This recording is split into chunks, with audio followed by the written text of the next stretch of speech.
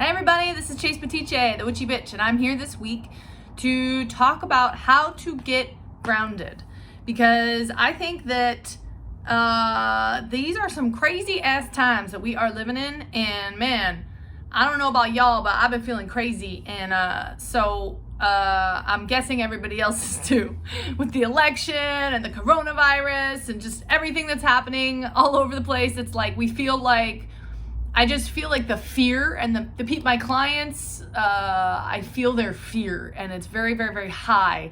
And when we're in a state of fear, we kind of become paralyzed, and our lives become really constricted. Our energy becomes constricted.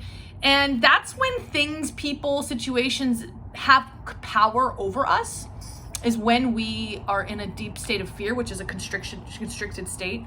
So what I'm here to do today and try to talk to you about and to assist with is to help you get grounded so that we're not swept up in this crazy, storm of just chaos. And the more that we can ground our own energy and begin to become stable,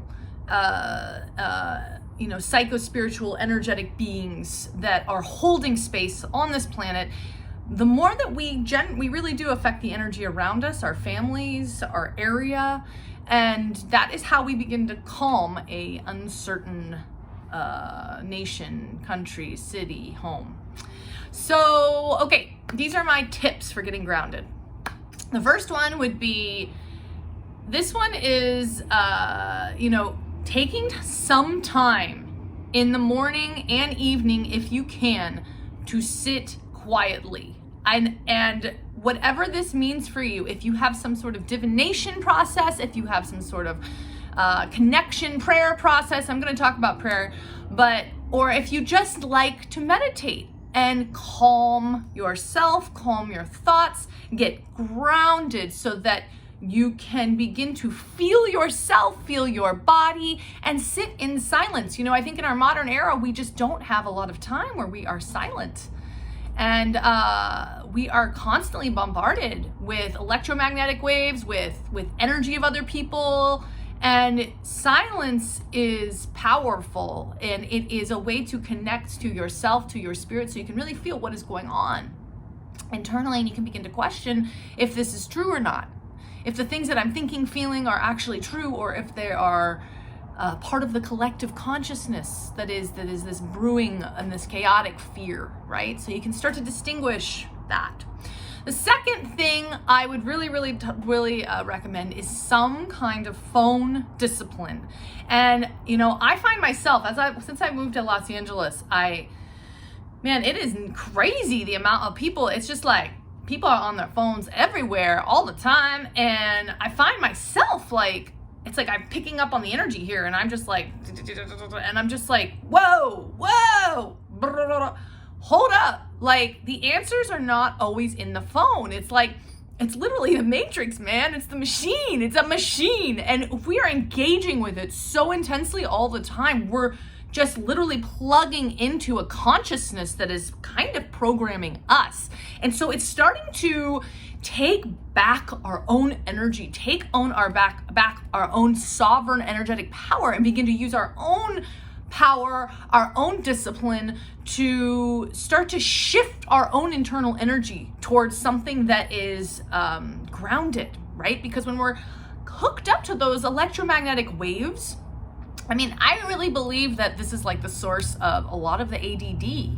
I notice that the more I'm engaging with my phone and electromagnetic things, I just it's like my focus just kind of dissipates. And that's why sometimes it's really good, a book, something that holds your attention, that is not phone based, that is not screen based. So taking some discipline with this, sometimes in the morning, not the first hour you wake, no phone. The hour before you go to sleep, no phone. See how that shifts your consciousness. See how that grounds you. The third thing I would suggest would be news discipline. And I know it's really hard, and that a lot of people believe that they need to be informed in order to make safe choices for themselves and their family. But the deeper question is this uplifting you? Because right now, the news, I feel, is becoming this chaotic, swirling tornado fear factory that is just creating the chaotic upheaval on this planet. And, the truth is that our energy, the energy we put out into the world, is what matters. It's what creates the vibration around us, in us. And if we are plugged into this news machine, we are putting that energy out. We're contributing to the fear machine, and we're contributing to the tornado.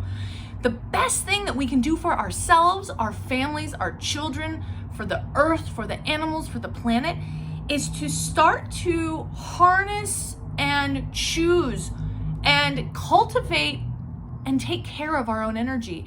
And the question whether or not it uplifts you, how do you feel after you watch the news? Do you feel good? Or do you feel constricted? Do you feel in fear? Do you feel like your power is taken away? Because that's what fear does. It takes away our power. And then something else has power over us. And this is this is the time to truly begin to take back our power, to let go of the fear, to dive into our shadow, and to begin to face ourselves so that and begin to own that our energy contributes to the whole. Okay? So, the next thing I would recommend would be present awareness exercises.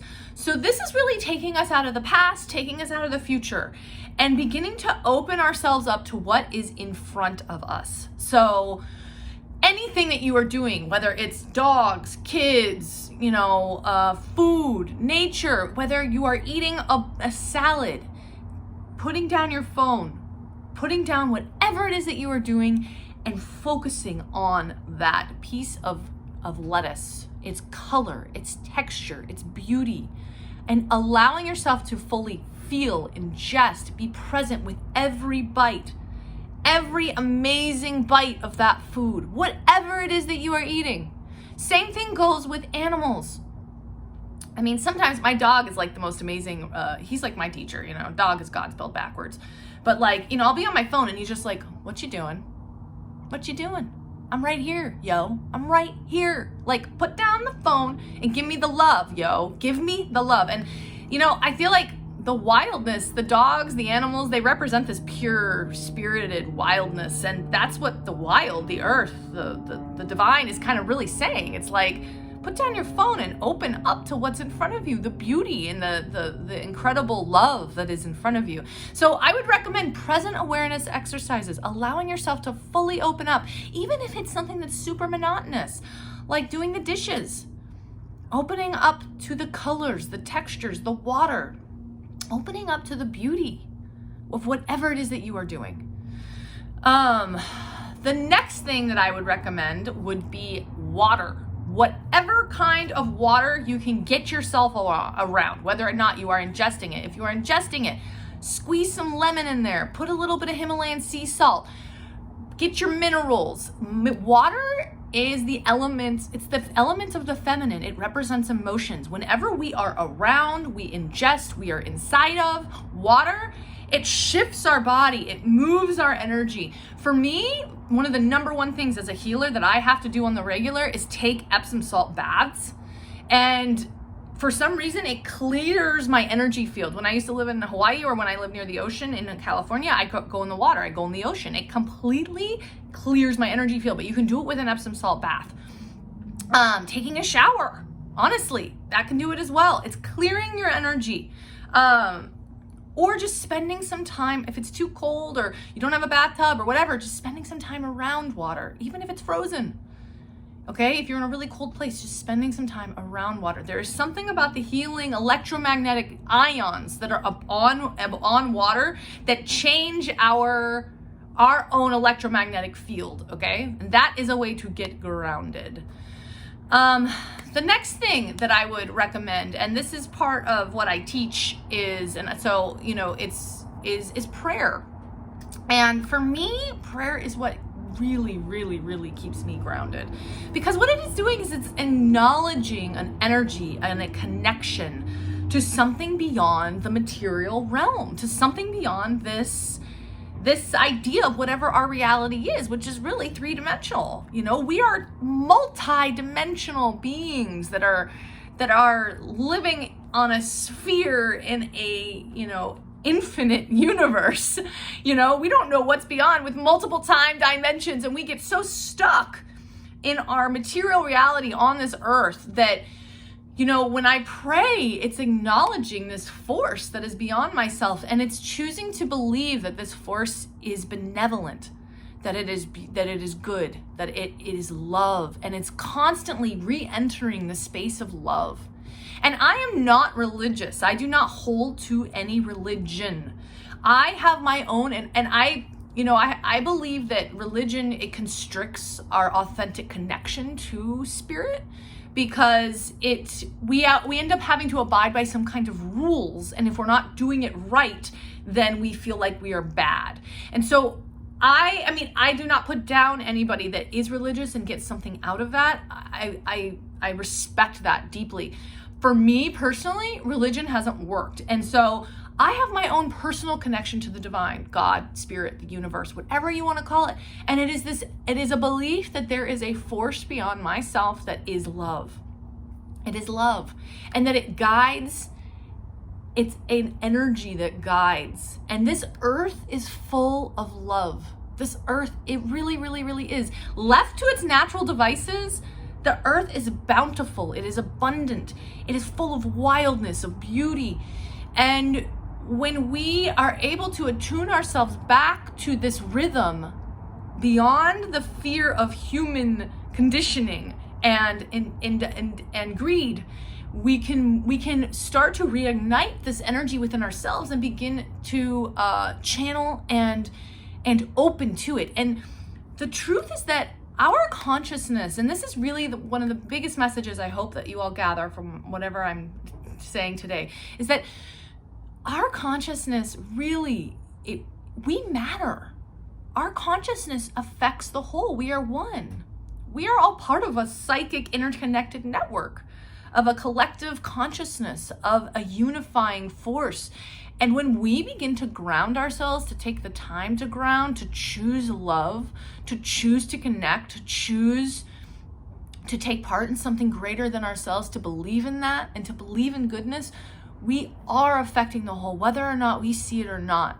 But energy is true and vibration is real. And when our vibration is grounded in more of a beta wave state, we affect everybody else around us. It's just the truth. Okay?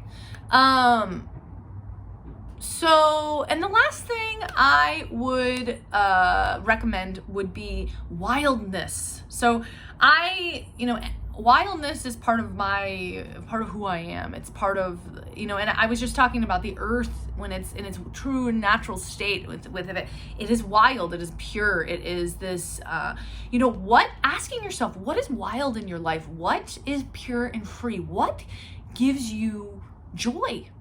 True joy.